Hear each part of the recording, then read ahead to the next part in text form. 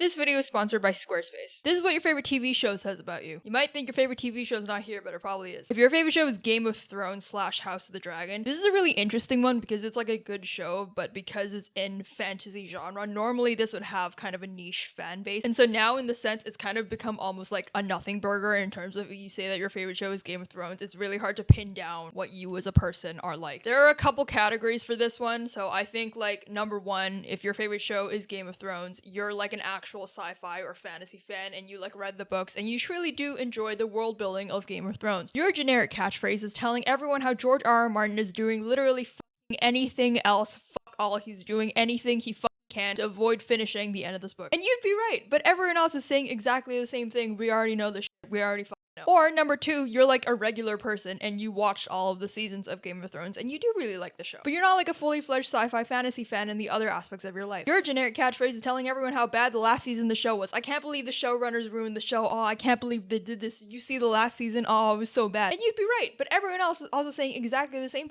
thing that you're saying. We already know this. We already know this. The next two categories, this is not your favorite show, but you watch the show, so I'm going to talk about you anyway. Number three, you watch the show and you only watch the show because you saw that everyone else in your life had this as their favorite show, and so you watched it so you didn't feel left out. Half the time you were confused as to who was related to who and why are they fighting and why are they getting murdered. I don't know what's going on. And like, you kind of liked it because like everyone else around you liked it, so were you gonna admit that you didn't understand? No, of course not. Yeah, I liked it, yeah. But like, to be honest, you thought that everything was too dark and you couldn't like really guess what was going on because you didn't know anyone's names. Your generic catchphrase is, wait, who is that? Why did he die? And finally, number four, this is a bonus category. You're my Chinese parents who watched the show on a Chinese streaming site where they cut out all of the parts and therefore they would just miss random segments of exposition and plot because all of that happens when they're having sex. And then they would text me and be like, Crystal, I don't know what is happening. I don't know what's going on. And I'd tell them, yeah, because you watched a weird version where they cut out all the sex scenes and therefore you missed all of the exposition. And they were like, yeah, but like, it's fine. We'll just ask you, which is valid, I guess. Also, I am putting the disclaimer front and center first thing because I am actually quite scared about the reaction for this one. Guys, I'm a piece of shit. Right? I already know. You already know. I'm sorry if I make fun of your favorite show. Some of the ones here are kind of mean, but those are the ones that I've seen. That's why I have actual opinions on them, because I have more thoughts about them, which therefore means I actually do like them. So if you get offended, just know that I also like your show. This is for fun. Please believe me. This is only comedic only. I swear to God, please. If your favorite show is The Boys, I also enjoyed the show. I thought it was fun, but some of you need to like keep your very obvious observations to yourself. Boys fans are always like, I like this show because it's about the dark side of superheroes. You know, it critiques the superhero genre as if the show didn't fucking beat you over the head with that one in episode 1. If your favorite show is Friends, then you're a millennial, and I think you guys are actually dying out. And guys, we need to cherish the quirky self-care millennial archetype because they're gonna go extinct very, very soon. And people love to dunk on the quirky millennial archetype online, right? For being cringe. And like, yeah, they are cringe, but they're also going extinct. And they're gonna be replaced by a newer generation that absolutely detests being sensitive and being emotional and being in touch with your feelings. Because a generation that does looks maxing and anti-aging creams at 13 is indicative of a cultural shift that's gonna get pretty hostile. If your favorite show is The Bear, either number one, you work in the hospitality industry and you thought that the show is really cathartic, but also it was kind of like a circle jerk because it let you be like, yeah, wow, guys, look, hospitality is like that. The hours are so bad. I do work 14 hours a day. It's so brutal. It's so fucking terrible back there. But we provide a service and we're the backbone of society. And I completely fucking agree with you. You are the backbone of society. You are. And I have great respect for anyone that works in hospitality because it is terrible, but also you have to admit you guys kind of do a little bit. You do kind of enjoy yourself in the harsh and brutal workspace, and The Bear is like a weird badge of honor and pride, and you can now tell people like, wow, have you seen The Bear? Yeah, you know, people can really see what it's like. Or number two, you're a regular person and you watch The Bear because you saw that Calvin Klein ad with Jeremy Allen White, or you watch the show and then you actively sought out the Jeremy Allen White Calvin Klein ad. Either way, the Calvin Klein ad is a significant precursor and or offshoot to your viewing experience of The Bear. If your favorite show is Modern Family, yeah, this is a good show. I watched it. I like it. I don't really know what this says about you. It's like a mass appealing show for good reason. It's a good show. I watched the show. It's a show. It's a good show. The Modern Family. It's about a family. They do family stuff. Yeah, you have good and uncontroversial tastes in absolutely everything. And you love Haley, and you love telling people how Phil is the best TV dad in TV history. And like, yeah, I mean, yeah, you do. Yeah, everyone does. Everyone thinks that. Your favorite show is Gilmore Girls. You're probably cripplingly shy and you love autumn because you love the idea of walking through the forest while your Converse crunch on the red and yellow leaves, even though you don't actually live anywhere near a forest and have never done that in your life, but you like to make the Pinterest boards about it with the yellow and red leaves and pretending you're doing that. Also, this is like an unrelated thing, but like Rory Gilmore, me and Rory Gilmore would fight. We would get in a physical brawl. I would drag Rory Gilmore by the hair. I don't know what it is about Rory Gilmore that like grinds my gears. I think the reason that I don't like Rory Gilmore is because she embodies like all of the bad qualities that I also innately possess. And like my identification of like the things that I don't like about myself just expands my dislike of her as a character. It's just the way that I know this bitch would fucking hate me in real life, and that's valid. I hate you too, Rory Gilmore. If your favorite show is Bridgerton, there are two types. Number one, you like telling people, usually you like shows where the costumes are historically accurate, but I think it works in Bridgerton because this is meant to be historical fantasy, and therefore I think it works because the ridiculous over-the-top colors and jewelry works well with the modern undertone. Insert exact same talking points of every other person with a video essay channel. Or, number two, you just want to see some show with some fan service, where everything panders to your guilty pleasures and is full of tropes and everything works out for your favorite character, and you know what? You're valid for that, and I support you, and I like that you have that for yourself. I like that you have that in your life. And people like to say, wow, Bridgerton is awesome because it's a show that really leans into like the campiness and like the tropiness of the plot line, and I agree, and I like that show too, and it's valid. But also I think the only reason why people think that the show is revolutionary is because the target demographic is women. But in reality, it's not the first show that does this, because you know what else is also full of tropes and panders to its audience a lot? Before this video continues, I'd like to tell you about today's sponsor, Squarespace. For those of you that don't know, even though I don't know how you wouldn't know if you watch YouTube, Squarespace is the all-in-one platform to build your own website, whether you're launching a blog, a portfolio, a shop, or a business. One of the features I think is really cool about Squarespace is Blueprint AI. It asks you a few questions about your brand, and it can instantly generate a curated, professional-looking website that's tailored to your style. Squarespace also makes managing payments really easy with their built-in system. You can set up your online store, take payments through options like Apple Pay or Klarna, and start selling right away. If you've been thinking about starting your own site but you haven't yet, why not? You should give Squarespace a try. Head to squarespace.com/crystal for a free trial, and when you're ready to launch, you can use my link to get 10% off your first website or domain. Thank you, Squarespace. Now back to the video. Okay, so for like the next few shows, again, I'm gonna do a disclaimer. I need to disclaim, this video is just for shits and giggles. I'm just joking, okay? You're not gonna like what I say, and you're probably gonna hate it, actually, but it's all in good fun, so please don't be mean to me, please. Okay, if your favorite show is Breaking Bad, then you know Walt's rule of media, which is that any discussion of Breaking Bad online will inevitably break down into a metaphorical measuring contest of moral posturing, where people online will try and argue that Walt's actions were completely justified. And the reason why Skylar is an insufferable bitch— cut the Skylar part. I'm scared of Redditors, okay. And every discussion online becomes like a law school debate about ethics and consequences, when in reality, you just want to see someone get hit over the head with a car battery, and that's okay. That's okay. Okay, we all do. I'm disclaiming again. I'm joking. Please don't hurt me. I'm kidding. If your favorite show is Rick and Morty, you've heard it all before. You've heard all the criticism online. This is an old shtick, and I agree. But again, in a lighthearted, jesting way, without any venom in my words. This is just for fun. Please. I promise. I swear to God. Rick and Morty fans are like Breaking Bad fans, but with Pickle Rick instead of an Emmy, and Rick instead of Walt, and Jerry instead of Skylar. Again, disclaimer. Yeah, I'm doing the disclaimer again.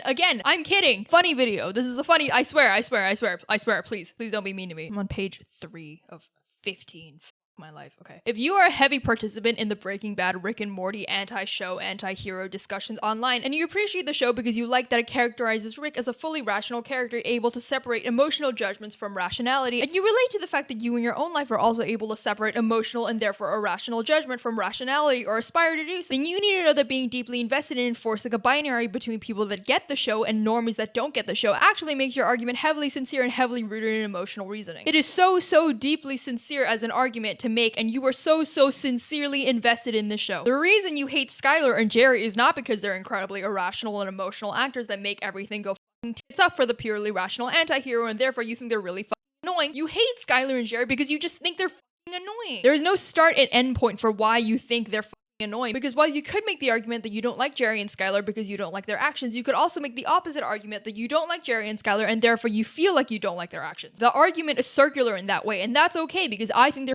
annoying too, but because you think they're fucking annoying, you try and bring some reasoning into why you think they're fucking annoying, and therefore it's justified that you think they're fucking annoying. It's like when you don't like someone at work or like school, but you can't really place your finger on like what it is about them that you don't like. And so you try and be like, oh yeah, no, I didn't like when they did that thing. Even though you know that if someone else did it, which is not them, you wouldn't think it was annoying. But because you already don't like this person, every action they do pisses you off. Do you get me? And that's okay, because we as human beings are fundamentally irrational, and there's nothing wrong with being irrational and striving for rationality. But also part of the path to becoming more rational is recognizing when something you do could be seen as irrational, because we are all people, and the argument is circular because Jerry and Skylar are fucking annoying, and therefore when they do something, it's fucking annoying. When they do something fucking annoying, it makes you fucking annoyed with them so fucking more. And then you feel fucking annoyed when they do something because they're fucking annoying. Do you get me? Like it's circle, it's a circle, it's a loop. Like when Melissa from sales at your office does something irritating, like sip her coffee a little too loud with like the noise, and it grinds your fucking gears, right? It's fucking annoying. But I don't know why I fucking hate Melissa. Like I hear people do the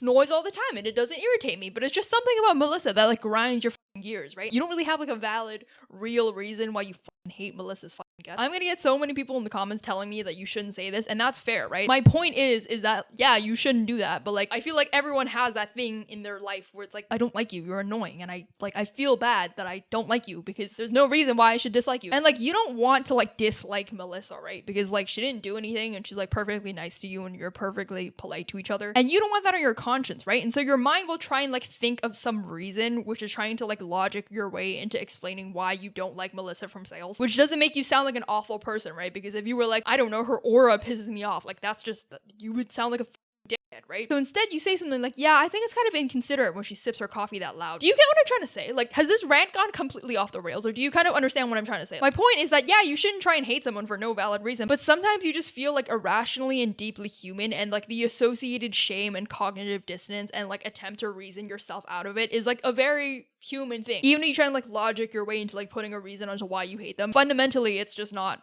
rational, right? You don't like Skylar and Jerry because you think they suck and they're annoying, and that's okay, and that is the extent of your argument. You can find a TV character unlikable because the screenwriters here want you to find them unlikable, but you can find them unlikable without them being in opposition to the glorious anti-hero star of the show. Two things can coexist at the same time. These two concepts can coexist in the same way that the anti-hero of each respective show is not meant to serve as a fully rational character. They're not rational actors, right? Both Rick and Walt do deeply emotional and irrational things, and you don't admire them because you think they're less emotional and more rational. You like the fact that they're fucking smart and fucking badass, and you wish you were fucking smart and fucking badass as them, and you wish that you can get away with the shit that they do because they're so fucking smart and so fucking badass, and that's okay. That's okay, right? You can think they're cool, but it's not because they're morally better. Oh, thank God, we're done with that.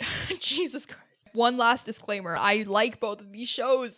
Please don't be mean to me. I'm trying to give you like a link for why it's okay to fucking hate Skylar. Like, I think the argument online where they're like, actually, you shouldn't hate Skylar because she's not, like, that's not a good argument. You can think she's annoying, but that's it. But like, why don't you like Jerry? He's just a normal guy, you know? I do like both of these shows. I'm telling you that you're valid. It's not because Walt is right. You wouldn't want him to be right anyway. That's lame, right? That's not a fun way to interpret this show. Now some fun girl stuff, thank God. Okay. If your favorite show is Gossip Girl, you probably sold me a very obvious counterfeit knockoff dress on Depop, and I'm kind of mad about it, but also it was dirt cheap, so I'm not gonna lie. I was gonna rate you badly on Depop, but also I'm not gonna do that because that's on me for buying a Burberry dress for 10 pounds. I could rate you badly for a counterfeit, but like, why would I do that? I'm not a fucking snitch. If your favorite show is 13 Reasons Why, this is no one's favorite show. I'm including this in here because I thought about it. It's not even relevant anymore, but like it was popular like 10 years ago, and you'll listen to me talk about it because you want me to do the same old talking points that everyone else does, griping about how bad it is for the youth, and I'm not going to.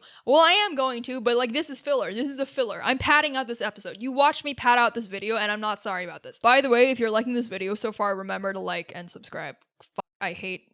See, now I'm a real YouTuber because you're doing the insufferable shit that YouTubers do. If your favorite show is Sherlock, remember when memes are just tame little things where you use like slightly incorrect versions of Benedict Cumberbatch's name, and it becomes like a new meme where understanding the meme requires understanding the original meme itself to understand the abstraction of the meme? Like when Benedict Cumberbatch's name has been transformed so many times, it becomes literally like an unrecognizable eldritch spell where if someone didn't already know this meme and they heard it in a sentence, they'd think you were having a stroke. So the meme would start off like, oh, Sherlock, the TV show, that stars my favorite actor, Bramblestick Custard Bath. Or, oh, oh, Imitation Game, that stars Dumbledore Crumpet Sputch. And it becomes like more and more distorted as the meme develops until basically you're just doing the initials the same. It'll be like, oh, I think the best actor that played Sherlock is Bargle Snort Crankle Sponge. Like how you'd see those pictures of lines and you not only need to know the original meme about loss in order to understand this meme, which is a meme that references another meme. So it's like a reference that is referential in itself. My favorite British actor, Brunswick Camberwell. And this is all some millennial Tumblr BuzzFeed shit.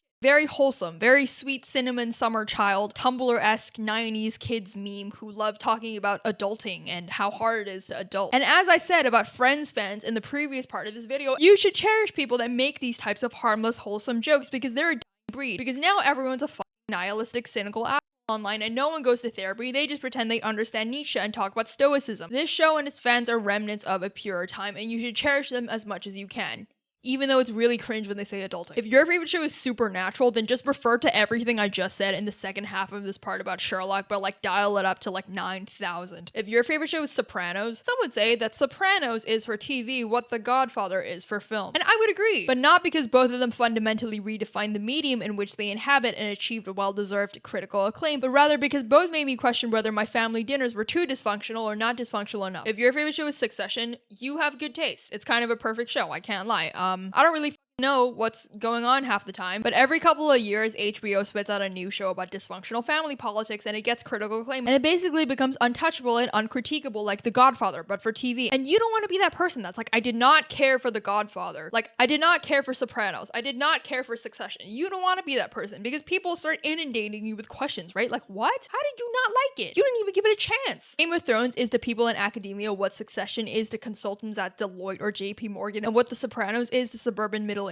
managers. If your favorite show is Skins, you want it to be Effie, but you're not. You're not. You can't be. I'm sorry. If this is your favorite show, then you do the same thing that like British Office fans do when they complain about how the Americans did the same thing, but worse. Except in this case, instead of it being American Office, it's Euphoria. Oh my god, I'm wearing different clothes. This is very clearly filmed on a different day.